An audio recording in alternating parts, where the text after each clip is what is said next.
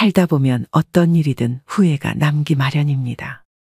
미리 알았더라면 후회를 덜 남길 수 있었을까요? 인생의 후반기를 보내고 있는 60대, 70대들은 그들이 지금껏 살아온 발자취 곳곳에서 후회를 발견한다고 합니다. 또 사람들은 죽기 직전 많은 깨달음을 얻는다고 합니다. 저마다 다른 삶을 살았던 사람들이지만 놀랍게도 후회하는 것은 거의 비슷하다고 하는데요. 사람들은 삶이 끝나갈 때쯤 돼서야 자신의 인생을 명확하게 돌아볼 수 있다고 합니다. 인생을 후회 없이 사는 사람은 아마 없을 것입니다. 인생은 고해라고 했듯이 고통과 번민 속에서 성장하고 늙어가는 것이죠. 그렇다면 인생 선배들이 가장 후회하는 것들은 무엇일까요? 오늘은 우리보다 조금 앞서 이 길을 지나가신 60, 70대 인생 선배들의 99%가 땅을 치고 후회한다는 10가지에 대해 말씀드리겠습니다. 오늘의 영상으로 자신의 지나온 인생을 돌아보고 또 남은 인생은 보다 기쁘게 살아가시길 바랍니다. 첫 번째, 저축을 많이 하지 못한 것. 은퇴 후 가장 큰 고민은 경제적인 어려움입니다. 고정 수입은 줄어들지만 지출은 계속해서 발생되는데요. 은퇴 직후에는 여행을 떠나거나 평소 하고 싶었던 취미 활동을 하는 등 나를 위한 재량적 지출을 많이 하게 됩니다. 그 이후 70세가 넘어가기 시작하고 건강이 나빠지면서 간병이 필요한 시기가 되면 지출은 급격히 늘어나게 됩니다. 그 외에도 자녀 지원비, 경조사비 등 각종 지출은 늘어가는 탓에 생활고에 시달릴 수 있습니다. 인간의 수명이 늘어나면서 노후 생활 기간도 덩달아 늘어났습니다. 그만큼 준비해야 할 돈도 많아졌다는 뜻이죠. 그러나 한정된 소득과 재산을 갖고 노후를 준비하기란 여간 어려운 일이 아닐 것입니다. 주식이나 부동산 투자 등 다양한 재테크 방법이 있지만 노후에는 내가 가진 자산을 지키기만 해도 성공한 것입니다. 즉, 저축은 그 어떤 것보다 안전한 보험장치라고 생각되는데요. 준비되지 않은 투자 실패로 빈털터리가 되어 노후에 허우적거리는 것보단 통장에 저축된 돈이 있으면 안정감을 찾을 수 있고 좀 더 여유로움을 가질 수 있습니다.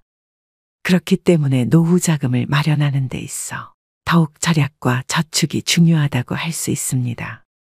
이처럼 젊은 나이에 저축을 하지 않으면 은퇴 이후 큰 고난을 겪게 될 수 있습니다. 두 번째, 배우자에게 잘하지 못한 것. 배우자는 평생을 함께할 반려자입니다. 60대가 되어서도 70대가 되어서도 배우자가 옆에 있다면 그야말로 그것 자체가 천복입니다. 자식들 당연히 소중하죠.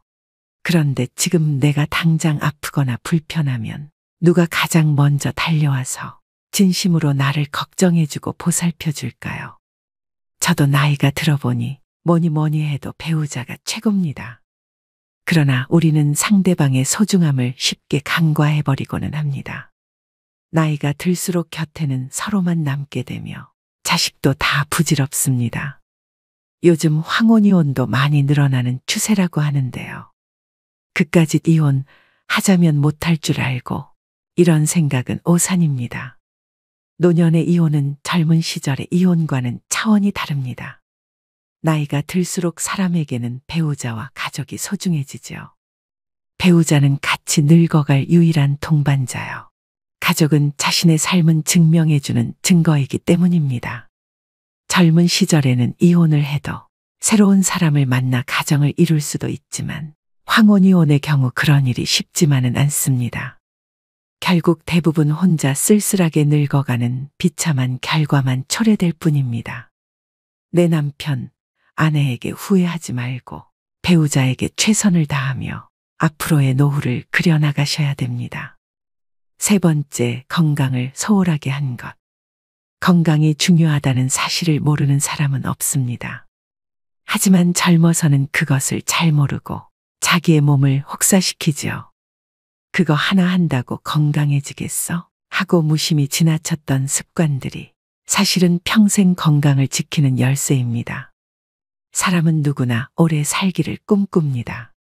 하지만 오래 산다고 다 행복할까요? 몸이 불편해 오랫동안 침대에 누워서 보내야 한다면, 또 노후에 소일거리를 찾지 못해 집에서 온종일 텔레비전이나 보며 지낸다면 그것이 행복하다고 할 수 있는 것일까요? 긍정적인 장수는 본인도 행복하고 가족들도 즐겁지만, 부정적인 장수는 본인도 고통스럽고 가족도 힘들게 합니다. 중요한 것은 얼마나 오래 사느냐가 아니라 얼마나 건강하게 사느냐입니다.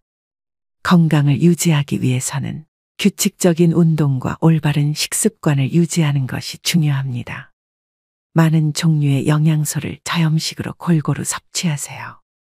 영양 과잉과 결핍이 되지 않도록 철저한 관리가 필요합니다. 그 중에서도 특히 치아 관리를 잘 하셔야 합니다. 치아는 하루아침에 좋아지지 않기 때문입니다. 건강한 삶은 노후에 대비하는 가장 좋은 방법입니다. 오래 사는 것이 기본인 시대에 우리는 유병장수보다는 무병장수의 목표를 가지셔야 됩니다. 네 번째, 노년을 함께 할 친구를 못 만든 것. 배우자 다음으로 친구가 가장 큰 자산입니다. 보통 성인이 되어 직장 생활을 하고 가정을 꾸리다 보면 친구들과의 연락이 뜸해집니다. 하지만 친구들은 가족과는 또 다른 마음을 주고 받을 수 있는 소중한 존재라는 것을 알아야 합니다.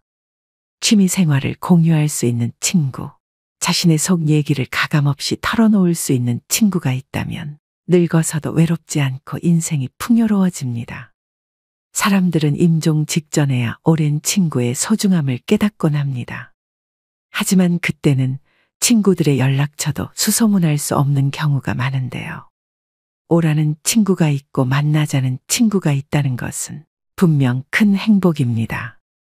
오랜 친구 중에서 마음 맞는 친구가 없다면 취미나 봉사활동, 모임 등을 통해서 새로운 친구를 사귀는 방법도 좋습니다.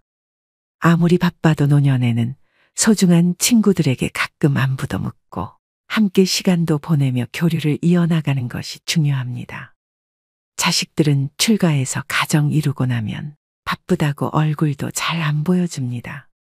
평생을 함께 할 친구가 없다면 노년은 무척 외롭고 쓸쓸하다는 것을 명심하셔야 됩니다. 다섯 번째, 평생 할 수 있는 취미를 만들지 못한 것.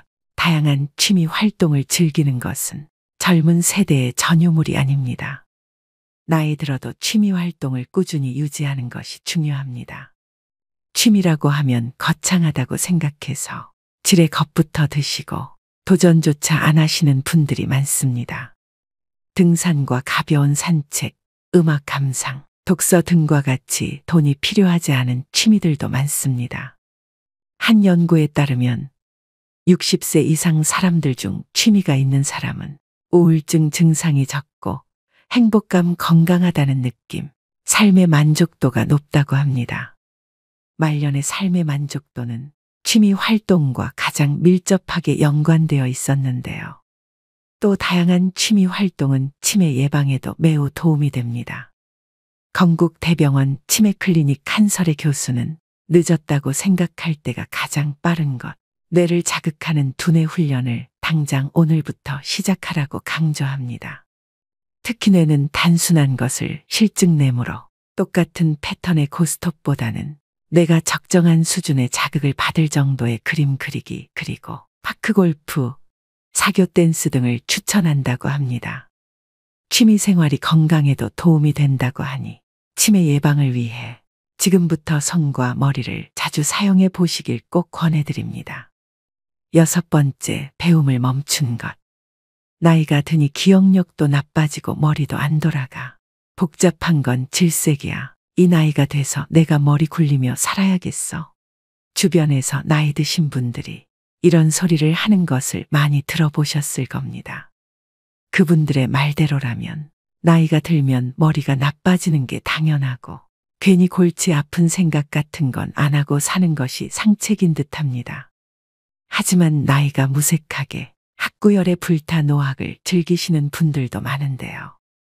6, 70대에 공부하는 것은 지난 삶이 바빠서 하지 못한 공부를 하거나 여생에 필요한 지식을 습득하는 경우도 있고 또 단순히 시간을 보내는 한가로운 독서도 있습니다. 요즘에는 70대 이상의 노인들도 컴퓨터를 배우고 새로운 도전에 나서고 있습니다. 뇌과학자들의 연구에 따르면 인간의 뇌 용량은 아주 커서 평생 절반도 사용하지 못한다고 합니다. 결국 늙어서 머리가 나빠진다는 것은 노력하지 않는 사람들의 변명에 불과한데요. 그런데도 우리는 수많은 변명을 방패 삼아 새로운 무언가를 배우려 하지 않습니다. 하지만 그러기엔 우리에게 남겨진 인생이 너무나 깁니다. 은퇴 후 30년 이상의 세월을 더 살아야 하는데 그동안 아무것도 공부하지 않는다면 다른 사람보다 뒤처진 인생을 살 수밖에 없습니다. 특히 노년의 배움은 뇌를 지키는 가장 좋은 수단이기도 합니다. 뇌는 사용하면 할수록 노화가 더디게 진행됩니다. 따라서 노후의 건강을 지키기 위해서도 배움은 필수입니다. 7번째, 연금과 보험을 들지 못한 것.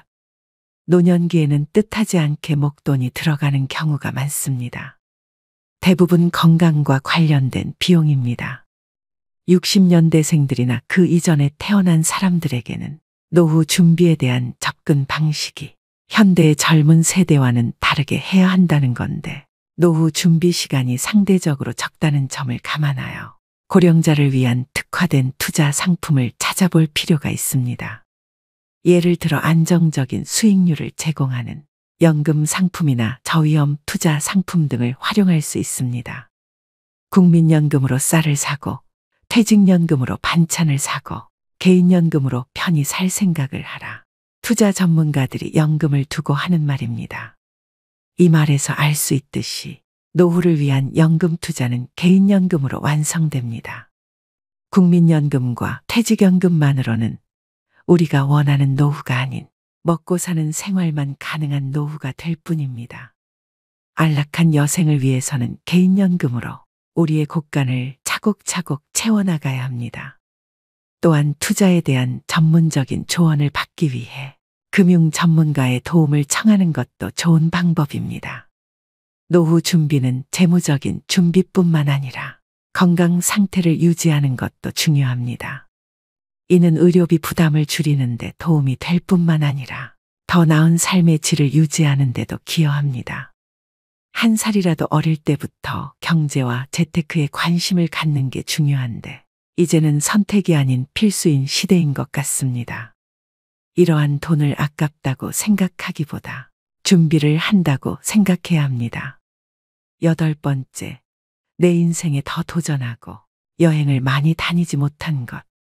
그때 했어야 했는데 그때 그 시절에 나만이 할 수 있었던 일이나 도전이 있었을 것입니다. 대부분의 사람들이 평생 살아오면서 가장 후회하는 것 중 하나가 도전을 하지 않았던 사실이라고 답했습니다. 이어 여행을 떠나지 않았던 사실을 안타까워했습니다. 자식 키우고 회사 일을 하느라 여유가 없었을 것입니다. 그래도 다른 돈을 아껴서 시간을 내서라도 여행을 떠나라고 인생 선배들은 조언합니다. 여행은 단순히 휴가나 오락으로 즐기는 것이 아니라 노후 생활을 더욱 풍요롭게 만들고 의미를 부여하는 과정이라고 할 수 있습니다. 건강과 사회적 연결성, 평화로운 노후를 위한 중요한 사항이라고 할 수 있으며 여행은 훗날 회상할 수 있는 좋은 추억을 마련해 놓는 셈입니다. 9번째, 일기를 쓰고 기록을 남기지 못한 것. 은퇴한 나를 생각해보면 자신이 살아온 인생이 덧없이 느껴질 때도 있습니다. 그럴 때 평생 자신이 걸어온 발자취를 돌아보고 정리하는 것이 필요합니다. 그렇게 하기 위해서는 젊어서부터 기록을 남기는 습관이 필요합니다. 일기를 매일 쓰라고 말하는 것은 아닙니다. 다만 틈틈이 기록하고 사진 등을 남겨놓으면 나중에 자신의 삶을 정리하는 데 도움이 될 것입니다. 10번째, 자식과 대화를 많이 하지 못한 것. 자식들과 평소에 대화를 많이 하지 않았다면 노년의 소중한 친구 하나를 잃는 셈입니다. 늙고 병들면 자식들에게 의지하게 됩니다. 자식과 친밀한 관계를 유지해야 후회 없는 자식 농사를 했다고 느낄 수 있을 것입니다. 뿐만 아니라 자식과 건강한 유대감을 형성하는 것은 노년의 정신적 안정감에도 도움을 줍니다. 자녀들과 진정으로 소통하지 못했다면 노년이 불행할 것입니다.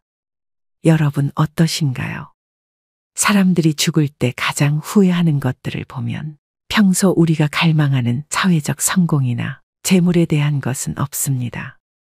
사람들이 하는 후회 모두 우리가 평소에 스스로를 조금만 돌아보면 쉽게 할 수 있는 것들입니다.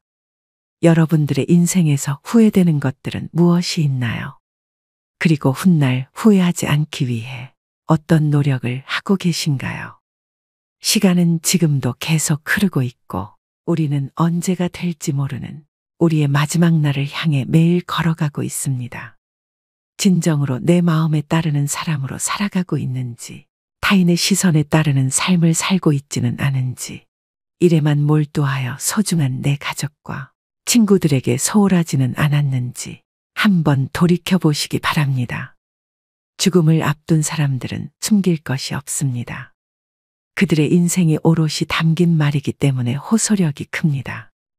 책을 아무리 많이 읽어도 체험하지 못했다면 그 사람의 말에는 설득력이 없습니다. 그런데 인생의 모진 굴곡을 겪은 사람이나 노인이 충고를 한다면 어떤 책보다도 큰 울림을 줍니다. 우리는 건강할 때 늘 건강하리라 착각하지만 늙으면 아프고 병들기 마련입니다. 그리고 인간은 누구나 죽습니다.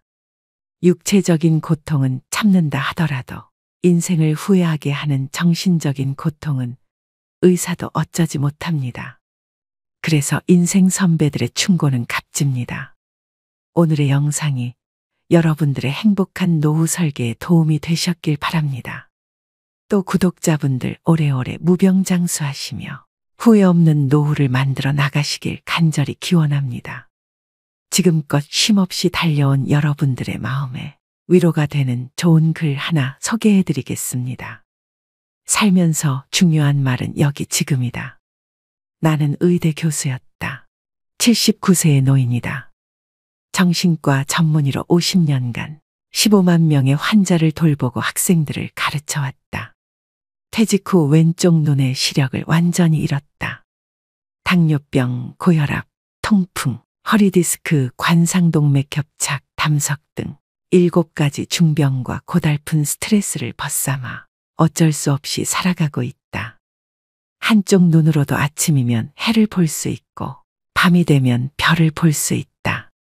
잠이 들면 다음날 아침에 햇살을 느낄 수 있고 기쁨과 슬픔과 사랑을 품을 수 있다.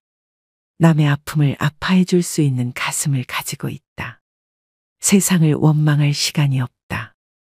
지팡이 짚고 가끔 집 밖으로 산책을 했다. 한쪽 눈이지만 보이는 것만 보아도 아름다운 것이 많았다. 지금은 다리에 힘이 없어 산책이 어렵지만 계절이 바뀔 때마다 보이는 앞산 숲의 색깔이 아름답다. 감사하다. 인생이란 바로 여기와 지금이다. 행복을 느낄 시간과 공간과 사람은 바로 지금이다. 지금 여기에서 함께하는 사람들과 어울려 한 번이라도 웃으며 이야기를 나눌 수 있는 데가 바로 즐거움이다. 살아보니까 그렇다. 뇌 속에서 행복을 만드는 물질은 엔돌핀이다. 엔돌핀은 과거의 행복한 추억 때문에 생기는 게 아니다. 지금 내가 즐거워야 엔돌핀이 형성된다. 사람이 어떻게 늘 행복하기만 하느냐고 묻는 이들도 있다. 그런 이분법적인 생각에서 벗어나야 한다. 어제 죽은 사람들이 하루라도 더 살기를 원했던 그 소중한 시간에 나는 오늘을 살고 있다. 괴롭고 슬퍼도 한 가닥 희망을 만들어 보자. 살아있음이 즐겁고 만날 수 있음에 감사하자. 지나간 세월은 어렵게 살았더라도 다 행복했던 거라고 나이 든 사람들은 이야기한다. 왜냐하면 사람은 누구나 짜릿하게 행복한 시간이 있었다. 사람은 그 추억으로 사는 것 같다. 괴로움을 겪어봐야 행복할 줄 안다. 인생살이 살면서 오늘 지금 여기가 제일 중요하다라는 말이 맞는 말 같다. 아내 없이 살아보니까 있을 땐 몰랐는데 젓가락 한쪽이 없어진 거야. 있을 때 잘해라는 말을 많이 들었는데 그럼 어떻게 살아야 할까? 우리 장인이 하신 말씀인데 나에게 주어진 대로 감사하면서 받아들이면 다 보여. 행복의 답은 바로 지금 여기 내 가슴에 담겨 있다. 고개 들어 저 멀리 하늘을 한번 보자. 마지막으로 어느 부자 노인의 유언장을 들려드리면서 오늘의 영상 마무리하겠습니다. 죽음의 문턱에서 갖는 후회들 그리고 고마움들에 대해 생각해 보시는 시간이 되셨으면 합니다. 나의 편지를 읽게 될 소중한 지인들에게 바쁜 하루를 보내고 있다는 것을 압니다. 하지만 아무리 바빠도 밥은 꼭 챙겨 드세요. 여기까지 와보니 알겠습니다. 비싼 돈으로 산 핸드폰의 70%의 성능은 사용하지도 않았고 내 값비싼 차의 70%의 성능은 필요 없는 것이었고 호화로운 우리 집도 70%의 공간은 비어있는 것이나 마찬가지였으며 옷과 일용품들 70% 또한 지극히 필요가 없는 것이었습니다. 살아보니 인생은 경기장과 같더군요. 전반전은 학력, 지위, 권력 그리고 돈을 갖기 위해 애써 살아왔고 그런 것들이 높고 많으면 이기는 것인 줄 알았습니다. 하지만 후반전은 달랐습니다. 전반전의 승리를 위해 청춘을 바쳤던 하나밖에 없는 몸은 혈압, 당뇨, 혈당, 요산을 낮추기에 후반전은 급급했답니다. 전반전은 나보다 높은 감독의 명령을 따라야 했고 후반전은 나의 명주를 잡고 있는 의사의 명령을 따라야 했습니다. 이제야 알겠더군요. 전반전에서 높이 쌓았던 모든 것들이 잘못하면 후반전에서 누릴 수가 없다는 걸 말입니다. 하물며 경기도 중간에 쉬는 시간이 있거늘 나도 쉬어가며 갔어야 했던 것을 전반전에서 앞만 보고 정신없이 살았던 날들, 이제는 씁쓸한 추억으로 남았습니다. 나의 편지를 읽는 아직은 건강한 여러분들에게 딱히 아픈 곳이 없어도 잠자는 거 아까워하지 말고 음료수만 좋아하지 말고 물 많이 마시고 괴로운 일이 있어도 훌을 털어버리세요. 양보하고 베푸는 삶도 나쁘지 않으니 그리 한번 살아보시구려. 돈과 권력이 있어도 교만하지 말고 부유하지 못해도 사소한 것에 만족하며 필요하지 않아도 휴식할 줄을 알며 아무리 바빠도 움직이고 좀 걷고 또 운동하세요. 50만 원짜리 옷의 가치는 영수증이 증명해주고 1억 원짜리 자가용은 수표가 증명해주고 20억짜리 집은 집 문서가 증명해주는데 사람 가치는 뭐가 증명해주는지 알고 있으신가? 바로 건강한 몸이랍니다. 건강에 들이는 돈은 계산기로 두드리지 마세요. 건강할 때 있는 돈은 자산이라고 부르지만 아파서 병원에 누워 있으면 그때 가지고 있는 돈은 그저 유산일 뿐이라네. 세상에 당신을 위해 차를 몰아줄 기사는 얼마든지 있고 당신을 위해 돈을 벌어줄 사람도 얼마든지 있다. 하지만 당신 몸을 대신에 아파줄 사람은 결코 없답니다. 물건을 잃어버리면 다시 찾거나 사면 그만이지만 영원히 되찾을 수 없는 것은 하나뿐인 생명이라오. 내가 여기까지 와보니 돈이 무슨 소용이 있는가. 내가 죽으면 나의 호화로운 별장은 내가 아닌 누군가가 살게 되겠죠. 내가 죽으면 나의 고급차 열쇠는 누군가의 손에 넘어가게 되겠죠. 많은 재물의 욕심은 나를 그저 탐욕스러운 늙은이로 만들어버렸다네. 내가 한때 자랑으로 알고 쌓았던 많은 것들인 돈, 권력, 지위가 이제는 그저 짐에 불과할 뿐. 그러니 전반전에 살고 있는 사람들아, 너무 애타게 살지들 마시고 후반전에서 살고 있는 사람들아, 아직 경기는 끝나지 않았으니 행복한 말년을 위해 지금부터라도 자신을 사랑하시라. 전반전에서 빛나는 승리를 거두었던 나는 후반전의 병마를 이기지 못하고 병원 특실에 이렇게 누워 죽을 날만 기다리고 있다. 아무리 시설이 좋은 특실이면 뭐해. 허름한 농촌 경로당보다 못하단 걸 알려주고 싶어요. 그래도 이 편지를 지인들에게 전할 수 있음에 따뜻한 기쁨을 느낀답니다. 바쁘게 세상 살아가는 그대들, 자신을 사랑하며 살아가기를, 힘없는 나는 이제 마음으로 그대들의 행운을 빌 뿐이라오. 누구보다 먼저 웃고 많이 웃는 행복한 나날들로 가득 채우시길. 오늘도 노후의 지혜와 함께 해주셔서 감사드립니다. 황금빛으로 무르익어가는 여러분의 지혜로운 인생을 언제나 응원합니다.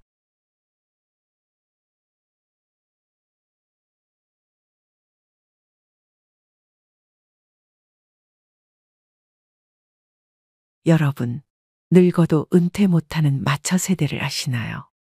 부모를 부양하는 마지막 세대이자 자녀에게 부양받지 못하는 처음 세대라는 의미의 마처 세대는 1960년대생을 부르는 또 다른 이름입니다. 오늘날 60년대생은 우리나라 고령화의 충격을 본격적으로 받기 시작한 첫 번째 세대인데요. 아직 돈 벌고 있으면 성공이라는 말을 듣는 세대. 은퇴 후 창업도 해봤지만 코로나 직격탄을 맞은 세대. 은퇴 없이 일하는 노후, 그것이 최선의 노후 계획이라고 말하는 세대가 지금 1960년대생들의 현실입니다. 물론 고도성장기에 성공을 맛본 분들도 계시겠지만 평균적인 60년대생의 모습은 그리 아름답지는 않습니다. 그리고 현재 이 1960년대생들이 본격적으로 은퇴하기 시작했습니다. 이 세대의 인구 비율은 우리나라에서 가장 많은 860만 명으로 무려 전체 인구의 16.7%를 차지합니다. 고도성장의 주역이자 민주화를 이뤄낸 핵심적 세대인 이들은 세계에서 가장 가난한 나라 중 하나였던 대한민국이 선진국에 이르기까지 그 중심에 있었습니다. 그렇게 온 세계가 놀랄 만한 한강의 기적이라는 신화를 일구게 되었죠. 중년에 들어서는 부모 부양과 자녀 교육을 도맡아 이중고에 시달리지만 배고픈 시기도 견뎌냈던 강인함으로 그저 묵묵하게 열심히 살아오고 있는 세대가 바로 이 60년대생들입니다. 그리고 현재 이 60년대생들이 퇴직대열에 속속 합류하면서 열악한 재취업 일자리와 노후 준비 문제가 부각되고 있습니다. 대한민국은 유례없는 860만 명의 대규모 은퇴 집단을 맞이할 준비가 되어 있을까요? 또 고도 성장의 주역인 이들에게는 은퇴 후 어떤 미래가 펼쳐질까요? 그래서 오늘은 우리 모두가 겪게 될 미래의 60년대생 앞에 펼쳐진 신노년의 현실과 노후 대비책에 대해 알아보고자 합니다. 영상 끝까지 시청하셔서 앞으로 맞이하게 될 나의 노후에 대해 재정비해보는 시간이 되셨으면 합니다. 우리나라 근로자가 직장에서 퇴직하는 나이는 평균 49.3세라고 합니다. 정년인 60세까지 일하는 경우는 10명 중 1명도 되지 않습니다. 본인의 선택에 의한 것이든 아니든 60세의 정년퇴직을 누릴 수 있는 경우는 극소수입니다. 특히 50대 초반에 직장을 떠나 다시 취업하면 소득은 감소하는 반면 고정 지출은 계속 일어나게 되고 60대 중후반에 이르면 자산을 거의 다 사용하게 됩니다. 이후 20, 30년의 긴 세월을 견뎌내야 하는 것이죠. 이런 참담한 현실 앞에서 은퇴 이후 잠깐의 쉼도 허락받지 못한 사람들이 있습니다. 대기업에 다니다 중도 퇴사 후 사업에 도전했다 실패하고 최근 비정규직으로 13년째 일하며 야간에는 대리기사로 투잡을 하고 있다는 63년생 중년 남성 A씨. 일한 만큼 일당을 받을 수 있는 직업을 찾던 A씨에게 대리기사라는 일은 어쩔 수 없는 선택지가 되었습니다. 사업 실패로 고스란히 안게 된 많은 빚이 그의 노후에 커다란 짐덩이로 남게 되었습니다. 호사스러운 노후를 기대하지는 않았지만 지금처럼 고통스럽고 힘든 노후는 더더욱 생각지도 못했던 일이었습니다. 불경기가 계속되어 일주일에 하루도 쉬지 못하고 계속해서 길을 달리고 또 달리고 있습니다. 그를 힘들게 하는 것은 비단 이것만이 아닙니다. 아직도 끝나지 않은 부양의 몫도 감당해야 합니다. 자식들 대학교 학자금에 나이든 노모를 부양하는 것까지 모두 그의 어깨를 무겁게 하는 것들입니다. 이제는 집보다 대리기사 쉼터가 더 익숙하다고 말합니다. A씨는 은퇴 후 생활비를 계산해 보니 숨만 쉬어도 들어가는 최소한의 비용만으로 월 111만 원이 필요하다는 것을 알았습니다. 국민연금으로 100만 원 정도를 받지만 고정 지출만 더해도 수령하게 될 월 연금액을 훌쩍 뛰어넘습니다. 정규직으로 근무하다 오랫동안 비정규직으로 일하며 연금 낼 여유조차 없었던 순간들 때문에 노후의 혜택이 줄어든 결과입니다. 반면 동갑내기 B씨의 상황은 조금 다릅니다. 63년생 B씨는 노후자금 걱정이 없는 이른바 금퇴족입니다. 국내에서 유명한 전자회사에 근무하며 높은 연봉을 받아온 그는 2년 전에 퇴직했으나 그로 인한 충격은 적었다고 합니다.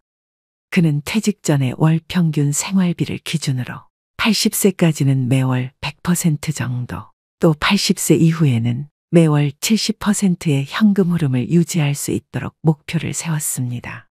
오전에는 영문소설 읽기 모임, 점심에는 요리 수업. 그가 이처럼 달콤한 노후를 보낼 수 있는 이유는 30년 이상 대기업에 근속하면서 차곡차곡 연금을 쌓아왔기 때문입니다. 국민연금, 퇴직연금, 개인연금의 3층 연금을 준비했고 주부인 아내도 국민연금에 임의 가입하여 연금 맞벌이에 성공한 것이죠. B씨 부부의 국민연금 예상 월 수령액은 약 300만 원입니다. 여러분은 둘 중 어느 모습으로 노후를 맞이하고 계신가요? 대부분의 5060 세대들은 노후 준비가 제대로 되지 않은 분들이 많으실 텐데요. 60년생들은 이전 세대를 사적으로 부양하는 동시에 자신의 노후도 책임져야 하고 또 입시 경쟁이 치열해지면서 후세대에 대한 지출이 이전 세대보다 훨씬 컸던 특징들이 있습니다. 재취업에 대한 부담 없이 여유로운 일상을 보내고 있는 금퇴족 B씨가 부러우신가요? 그런데 사실 이 B씨의 모습은 과거 1960년대생들이 당연한 미래로 꿈꿔왔던 노후입니다. 지난 1988년 복지국가를 표방하며 전격적으로 도입된 국민연금은 60년대생들이 그 혜택을 온전히 누리게 될 복지 1세대였죠. 하지만 그 혜택을 누릴 것으로 기대됐던 1960년대생들은 이미 대부분 직장을 떠났고 그런 행운은 소수만의 것이었습니다.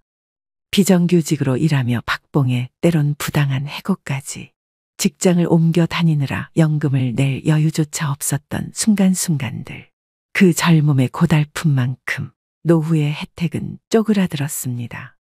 23년도 국민연금 월 평균 지급액은 61만 7천 원이지만 노인 한 명이 기본적인 생활을 유지하기 위해 필요한 최소한의 비용은 123만 원으로 반도 안 되는 금액입니다. 이들 중 130만 원 이상 수급하는 비율은 단 5.1%밖에 되지 않습니다. 연금만으로 노후를 보장받기란 사실상 불가능에 가깝다는 소리입니다. 은퇴 전 소득의 약 40%를 보장하겠다는 국가의 약속은 실제로 절반밖에 이루어지지 않고 있습니다. 대다수에게 국민 용돈 수준만큼 돌려주는 국민연금의 셈법은 빈익빈 부익부라는 박탈감만 안겨주고 있는데요. 이 피눈물 나는 현실에 맞춰 세대들은 불안하고 초조하기만 합니다. 결국은 각자 도생해야 되고 복지 1세대라는 이름이 무색하게 60년대생들의 노후는 고단하게 흘러가고 있습니다. 당장 이번 달 생활비를 걱정해야 하는 끔찍한 현실에 60년대생들의 대부분은 재취업을 원하고 있습니다. 하지만 재취업도 녹록지 않습니다. 은퇴한 중장년들이 좋은 일자리를 구하는 것은 하늘의 별 따기 같은 일이 된 지 오래인데요. 60년생 최태수 씨는 은퇴를 미루기 위해 7개의 자격증을 취득했습니다. 그는 30년 동안 아이들을 키우고 가정을 꾸렸지만 아직도 그의 인생은 끝나지 않았습니다. 정년을 맞이했지만 앞으로의 길은 막막할 뿐입니다. 인터넷 검색을 통해 자격증 취득이 노후 준비의 한 방법임을 알게 되었습니다. 7개월 전 취업에 성공했지만 그는 지금 8개월짜리 초단기 근로자로 일하고 있는데요. 이제 나이가 60이 넘으니까 찾는 사람이 없어요. 구직 지원서도 많이 내보고 해봐도 그게 안 되더라고요. 다음 직장은 어디가 될지 또 어떻게 준비해야 할지에 대한 불안이 계속 따라다닙니다. 50대가 재취업에 성공하는데 평균 14개월 정도 걸리고 더 나이가 들수록 재취업에 소요되는 기간은 배로 늘어난다고 합니다. 취업이 된다 해도 더 열악한 노동시장에서 일을 할 수밖에 없습니다. 그래서 수많은 은퇴자들이 재취업을 포기하고 어쩔 수 없이 퇴직금 및 노후 자금으로 창업에 뛰어들게 되는데요. 하지만 안타깝게도 5년 뒤 폐업률이 66%나 됩니다. 겁없이 뛰어든 은퇴 후 창업은 노후의 불안정성을 더 가중시키는 격이죠. 60년대생들은 말합니다. 이러한 현실이 언제까지 지속될지 모른다는 것이고 언제든 몸이라도 아프게 되면 이 일도 더 이상 할 수 없게 될까봐 걱정이 된다는 것입니다. 지금까지 남들처럼 성실히 앞만 보고 달려왔는데 무엇이 잘못된 것일까요? 왜 은퇴한 지금까지도 하루 편히 쉴 수 없고 힘든 삶을 살아야 할까요? 은퇴하면 지금보다는 조금 편안해진 삶을 살 수 있을 거라는 기대감으로 달려왔지만 그러한 기대조차 사치가 되어버린 지금의 현실을 어떤 누구에게 잘못을 물을 수 있을까요? 1960년대생들이 다시 과거로 돌아간다고 하더라도 노후 준비를 할 수 있었을까요? 대한민국 발전의 주역이었던 5060 세대의 불행한 노후를 막기 위해 은퇴 이후 정말 주의하셔야 될 3가지에 대해 알려드리겠습니다. 이미 은퇴하신 분들도 또 곧 은퇴를 하실 분들도 꼭 명심하셔야 될 내용들입니다. 첫 번째는 준비 안 된 창업은 절대 하시면 안 됩니다. 그만큼 창업에는 신중하라는 말인데요. 노후가 불안한 대부분의 분들 중에는 은퇴 후 목돈을 투자해서 음식점 같은 창업을 했다가 잘 안 된 분들입니다. 대부분의 사람들은 창업 아이템이 독창적이지 못하고 벼락치기로 준비하다 보니 쉽게 의지하는 것이 바로 프랜차이즈입니다. 한 집 건너 한 집이 치킨집 커피숍이 된 이유이죠. 더 큰 문제는 이처럼 창업률이 높은 업종이 폐업률도 높다는 점입니다. 은퇴 후 창업은 자아 실현이나 꿈을 이루기 위한 경우도 있겠지만 대부분은 생계가 목적입니다. 노후 자금인 목돈을 남은 인생을 위해서 한 번의 승부를 건다는 것은 남은 인생을 모두 베팅하는 것과 같다고 생각됩니다. 퇴직금에 은행 대출까지 받아서 창업한 경우라면 단 한 번의 실패로도 끔찍한 결과를 초래할 수 있습니다. 즉 빚의 허덕이는 비참한 노년기를 보내게 될 수도 있습니다. 창업 후 5년 생존율이 약 20%라고 하니 현실의 벽이 얼마나 높은지 알 수 있습니다. 또한 최근 4년 새 자영업자는 늘어난 데 반해 월 평균 소득은 160만 원까지 추락했다고 합니다. 잘 되는 것처럼 보이는 가게도 하루 종일 손님으로 북적대는 것이 아니기 때문에 실제로는 많이 벌지 못하는 곳이 많은데요. 젊어서는 그 돈 날려도 다시 일어설 시간이 있지만 우린 맨 땅에서 다시 시작하기엔 남은 시간이 너무 빠듯합니다. 은퇴 후 마냥 놀 수는 없으니 뭐라도 빨리 하고 싶은 마음은 10분 이해하지만 그렇다고 무작정 사업을 시작하시면 절대 안 됩니다. 창업은 취업보다 훨씬 더 많은 준비와 리스크가 높다는 것을 명심하셔야 됩니다. 두 번째는 노후 파산 피하려면 자식부터 끊으셔야 됩니다.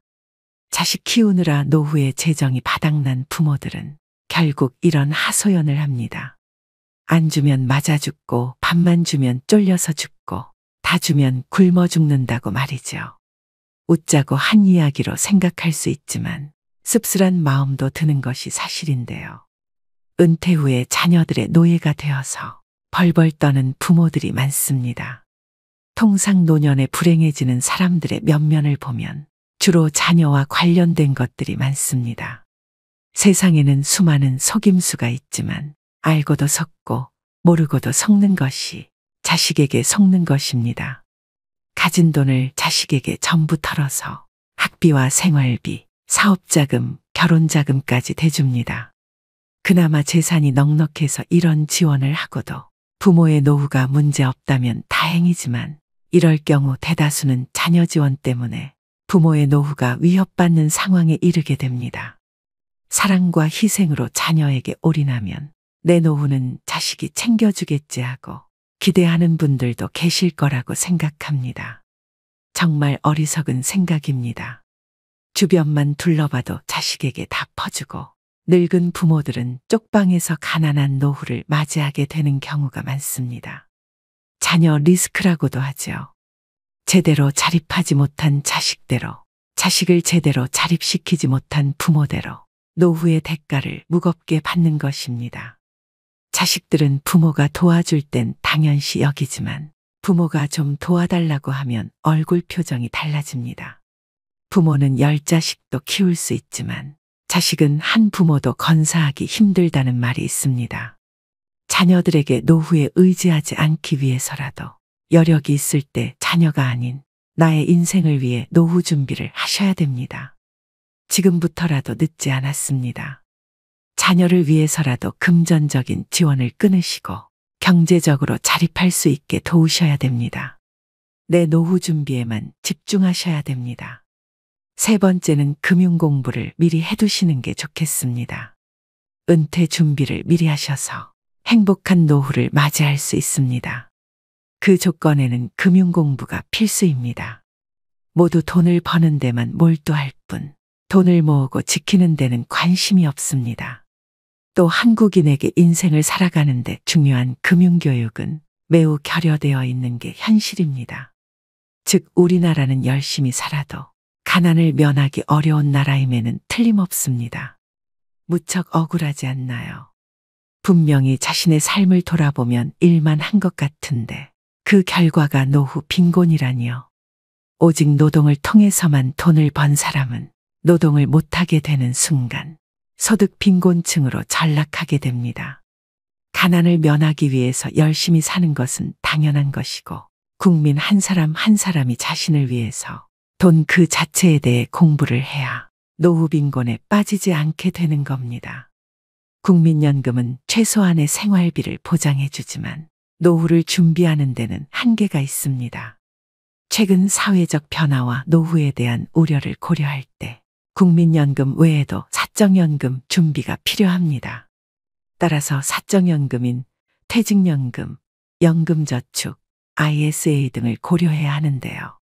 자발적인 가입으로 국민연금 수령액을 보완하고 더 안정적인 노후 생활을 위한 자금을 마련할 수 있습니다.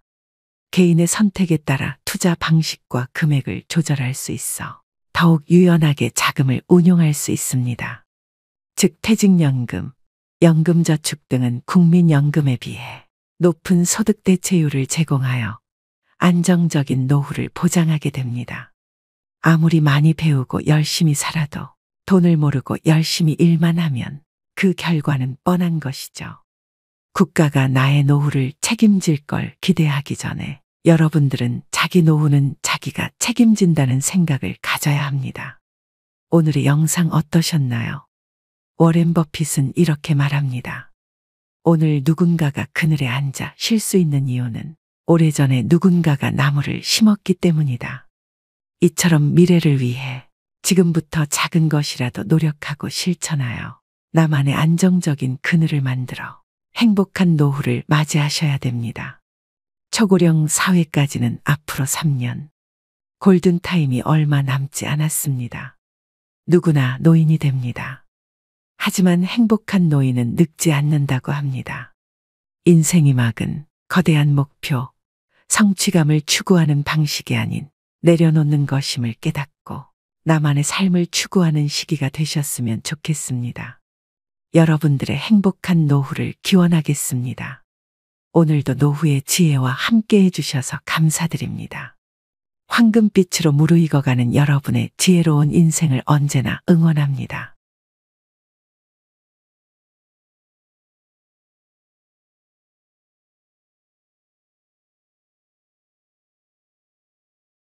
여러분, 새해의 첫 보름달이 뜨는 정월대 보름은 우리 세시풍 속에서 설날만큼이나 중요한 날로 여겨져 왔습니다. 크고 가장 밝은 보름달을 보면서 한 해의 풍요를 빌고 무탈과 번영을 기원하는데요. 음력으로는 1월 15일이며 구정으로부터 보름이 지나는 오는 2월 24일이 올해의 정월대보름입니다. 그래서 오늘은 4일밖에 남지 않은 정월대보름에 꼭 해야 할 일과 절대 해서는 안 되는 일들을 알려드리겠습니다. 꼭 명심하셔서 한 해의 애군을 쫓고 가정의 안녕을 이루시는 정월대보름이 되시길 바랍니다. 우선 여러분이 꼭 알아야 할 것이 있습니다. 정월대보름이 어떤 날인지 또 어떤 의미를 갖고 있는지 아셔야 되는데요. 정월대보름을 대비하기 전에 이 점을 꼭 숙지하고 계셔야 복과 운이 여러분들께 쏟아질 것입니다. 정월대보름은 신라시대 때부터 시작된 것으로 알려져 있습니다. 삼국유사에 따르면 소지왕이 자신을 위험에서 구해준 까마귀를 위해 매년 음력 1월 15일에 찰밥으로 제사를 지낸 것이 지금까지 이어지고 있습니다. 정월 즉 1월의 보름날을 가리키는 말로 정월대보름이라 하며 한국의 전통 명절입니다. 설날이 지나고 처음 맞는 보름날로 예전부터 조상님들은 설날에서 대보름까지 성대하게 명절을 지냈다고 합니다. 정월대보름 전날에 잠을 자면 눈썹이 하얗게 된다고 해서 잠을 자지 않으려고 하기도 했죠. 당일 아침이 오면 귀발기술을 마시면서 부럼 깨기를 하고 오곡밥으로 식사를 하였습니다. 밤이 찾아오면 달집 태우기와 쥐불놀이를 하면서 한 해 농사의 풍년을 기원하기도 하였습니다. 또한 정월대보름에는 한 해의 계획을 세웠는데 이 과정에서 한 해의 운수를 점치기도 했습니다. 그만큼 한 해의 운과 복을 점치는 아주 중요한 날이고 이 날을 어떻게 보내느냐에 따라 남은 한 해가 결정된다고 해도 과언이 아닙니다. 올해의 운과 복이 결정되는 이런 중요한 날인 정월대보름에 꼭 해야 할 것들과 무조건 피해야 할 일을 알려드릴 테니 영상 끝까지 시청하시고 실천하시기 바랍니다.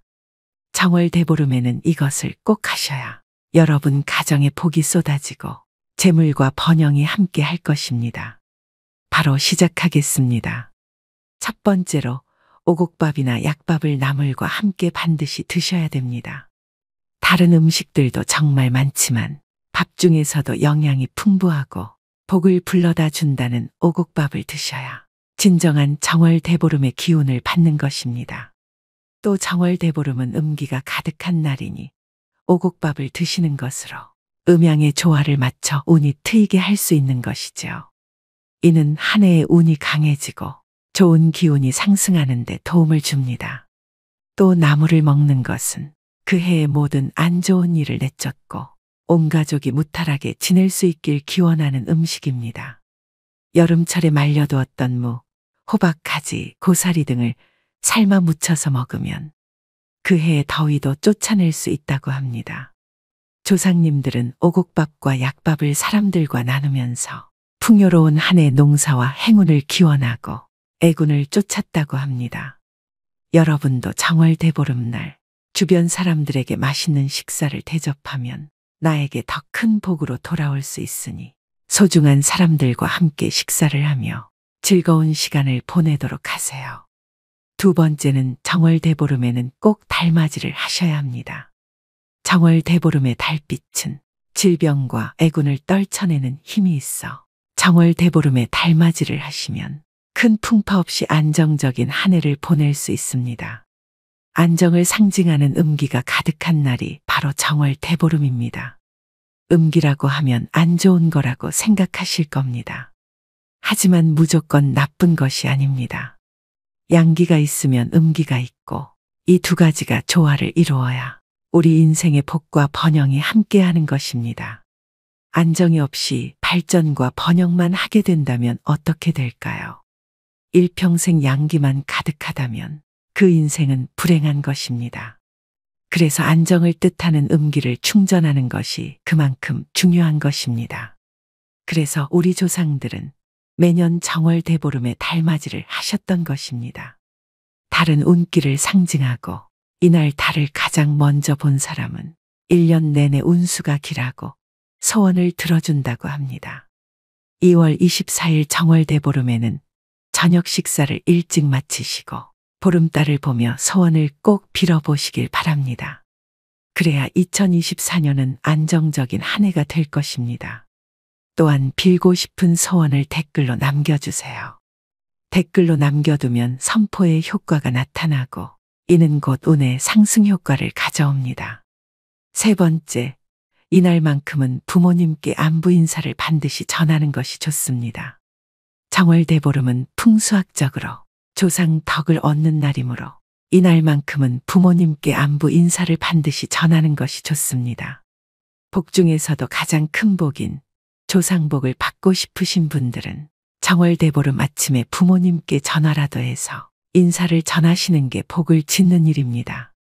부모님이 돌아가셨다면 돌아가신 부모님을 생각하며 부모님 감사합니다. 올 한해도 무탈하게 부디 살펴주세요. 라고 잠시 묵념하는 시간을 갖는 것도 도움이 됩니다. 정월대보름은 음기가 가득한 날이라 나를 낳아주신 부모님께 덕을 쌓는 행위로 좋은 기운을 가득 담아야 하기 때문입니다. 따라서 이날만큼은 부모님께 안부를 전하셔야 1년 내내 무탈하고 하는 일이 잘 풀리게 되어 운대를 탈 수 있는 것이죠.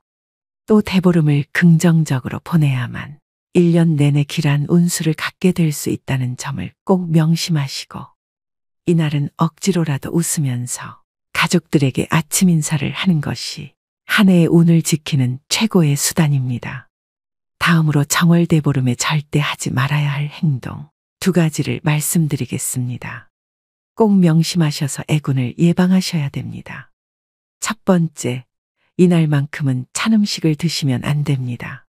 정월대보름에는 따뜻한 음식을 챙겨 드셔야 합니다. 찬 음식을 먹게 되면 한 해의 복이 달아날 수 있습니다. 여기서 차가운 음식이란 먹다 남긴 음식, 불량식품을 의미합니다. 냉장고에 있는 먹다 남긴 음식을 버리기 아까우시면 정월대보름 다음 날 드셔야 됩니다. 이날만큼은 따뜻한 국과 나물, 그리고 갓 지은 오곡밥을 함께 드시면 올 한 해 운수 대통할 것입니다. 2번째, 정월대보름에는 절대 가족 친지들과 다투시면 안 됩니다. 이날 다툼이 있으면 안 좋은 기운이 1년 내내 미치게 됩니다. 특히 음기가 강한 날이라 대보름에 가족 친지들과 다툰다면 그 찜찜한 기분과 불안한 기운이 1년 내내 남아있게 됩니다. 이것은 1년 동안 크고 작은 다툼이 계속해서 일어날 수 있다는 의미이기도 합니다. 서로 감정이 상하는 일이 있어도 넓은 아량으로 너그럽게 용서하고 넘어간다면 올해도 만사형통하실 겁니다. 다시 한번 말씀드립니다. 어떤 일이 있어도 언성을 높이시면 안 됩니다. 그 행위 자체가 올해의 내 복을 모두 가져가세요라고 하는 꼴입니다. 정월대보름엔 가족들과 웃으며 기분 좋게 시작하시고 대신 덕담을 많이 해주세요. 덕담은 상대를 복되게 하고 전달된 복이 더 커져서 결국엔 나의 대운으로 크게 들어올 것입니다. 모든 일은 말하는 대로, 행동하는 대로 이루어집니다. 이것은 인생의 이치입니다. 오늘의 영상 어떠셨나요? 4일 앞둔 정월대보름을 어떻게 잘 보내셔야 될지 감이 잡히셨을 텐데요. 무엇이든지 조심해서 나쁠 것이 없습니다. 돈 드는 것도 아닙니다. 간단한 방법으로 올 한 해의 복과 번영을 빌 수 있다면 이 얼마나 남는 장사입니까? 요즘엔 예전만큼 정월대보름을 중요시하는 분위기는 아니지만 올해 다시 한번 그 의미를 잘 새기시고 복을 이어받으셔야 됩니다. 다시 한번 정리해 드립니다. 정월대보름에 꼭 해야 할 일 3가지. 첫째, 오곡밥 또는 약밥과 함께 나물을 드세요. 둘째, 달맞이를 하셔서 음기를 충전하세요. 셋째, 정월대보름 날 아침 부모님께 안부 인사를 꼭 전하세요. 정월대보름에 무조건 피해야 할 일 2가지 중 첫 번째, 찬 음식 즉 남은 음식을 드시지 마세요. 2번째, 절대 가족 친지들과 다투지 마세요. 오늘 말씀드린 정월대보름에 지켜야 할 것 꼭 명심하셔서 여러분의 한 해가 정월대보름달처럼 풍성하고 밝게 빛나기를 기원합니다. 모두 풍요롭고 복된 정월대보름 보내시길 바랍니다. 중요한 내용이니만큼 다시 한 번 더 들으시면서 꼭 숙지하시길 바랍니다. 첫 번째로 오곡밥이나 약밥을 나물과 함께 반드시 드셔야 됩니다. 다른 음식들도 정말 많지만 밥 중에서도 영양이 풍부하고 복을 불러다 준다는 오곡밥을 드셔야 진정한 정월대보름의 기운을 받는 것입니다. 또 정월대보름은 음기가 가득한 날이니 오곡밥을 드시는 것으로 음양의 조화를 맞춰 운이 트이게 할 수 있는 것이죠. 이는 한 해의 운이 강해지고 좋은 기운이 상승하는 데 도움을 줍니다. 또 나물을 먹는 것은 그 해의 모든 안 좋은 일을 내쫓고 온 가족이 무탈하게 지낼 수 있길 기원하는 음식입니다. 여름철에 말려두었던 무, 호박, 가지, 고사리 등을 삶아 무쳐서 먹으면 그 해의 더위도 쫓아낼 수 있다고 합니다. 조상님들은 오곡밥과 약밥을 사람들과 나누면서 풍요로운 한 해 농사와 행운을 기원하고 애군을 쫓았다고 합니다. 여러분도 정월대보름날 주변 사람들에게 맛있는 식사를 대접하면 나에게 더 큰 복으로 돌아올 수 있으니 소중한 사람들과 함께 식사를 하며 즐거운 시간을 보내도록 하세요. 두 번째는 정월대보름에는 꼭 달맞이를 하셔야 합니다. 정월대보름의 달빛은 질병과 애군을 떨쳐내는 힘이 있어 정월대보름에 달맞이를 하시면 큰 풍파 없이 안정적인 한 해를 보낼 수 있습니다. 안정을 상징하는 음기가 가득한 날이 바로 정월대보름입니다. 음기라고 하면 안 좋은 거라고 생각하실 겁니다. 하지만 무조건 나쁜 것이 아닙니다. 양기가 있으면 음기가 있고 이 두 가지가 조화를 이루어야 우리 인생의 복과 번영이 함께하는 것입니다. 안정이 없이 발전과 번영만 하게 된다면 어떻게 될까요?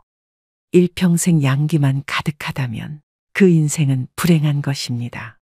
그래서 안정을 뜻하는 음기를 충전하는 것이 그만큼 중요한 것입니다. 그래서 우리 조상들은 매년 정월대보름에 달맞이를 하셨던 것입니다. 달은 운기를 상징하고 이날 달을 가장 먼저 본 사람은 1년 내내 운수가 길하고 소원을 들어준다고 합니다.